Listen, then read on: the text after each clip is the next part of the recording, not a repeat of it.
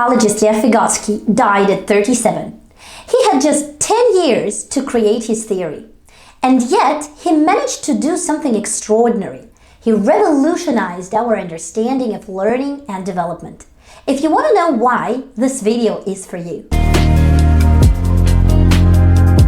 Vygotsky challenged the views of his time, saying that human mind is not individual at birth. It becomes individual through social interactions. That idea is at the very core of everything he wrote. Here's Vygotsky's most radical idea. Higher mental functions emerge between people before they emerge within people. Not inside the mind first, not genetically pre-programmed, but between people in social interactions. Thinking, reasoning, problem-solving do not emerge as internal processes.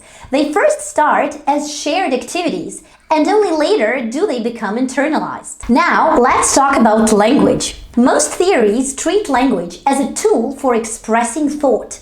Vygotsky says, no, this is the tool for shaping thought. Children don't learn language after they can think. They learn to think through the language. Then comes the so-called private speech, the child talking to themselves while solving problems. And finally comes the inner speech, that inside voice that is actually society speaking inside you. This is how self-regulation emerges, your ability to plan, to focus, to resist impulses. That's internalized dialogue. Another key concept of Vygotsky's theory is mediation. He argued that humans do not interact with the world directly, but through tools. Tools can be physical and psychological, like concepts, symbols, numbers, language, and so on. These tools don't just help us think faster, they change the structure of thinking itself. For example, writing doesn't just record memory, it reorganizes memory. Another example, mathematical notation. It doesn't simply express quantity, it creates new kinds of reasoning. This is why culture matters so much in cognition.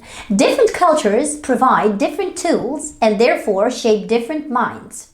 Yes, cognition is universal, but it is always shaped by the culture. Now we arrive at the famous concept everyone uses, Zone of Proximal Development, or the famous ZPD. Here's the definition most people get wrong. So the ZPD is not just what a learner can do with help. It's the distance between what a person can do independently and what a person can do with some guidance from a more experienced other. So Lev Vygotsky didn't just give us a learning theory. He gave us the theory about how minds are made, through language, through cultural tools, through others. If this video was helpful, like it and follow for more.